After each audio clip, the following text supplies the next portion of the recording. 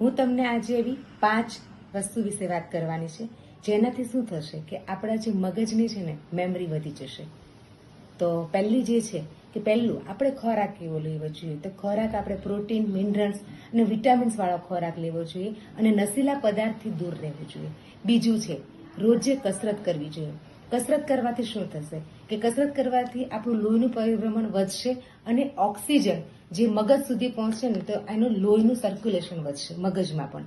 અને ત્રીજી વસ્તુ એવી છે કે આપણી લાઈફસ્ટાઈલ સારી રાખવી. લાઈફસ્ટાઈલ સારી રાખવા માટે આપણે શું કરી શકીએ, તો રોજે વાંચન કરવું, આપણે વહેલા ઉઠવું, વહેલા સૂઈ જવું, આપણે વોક પર જવું.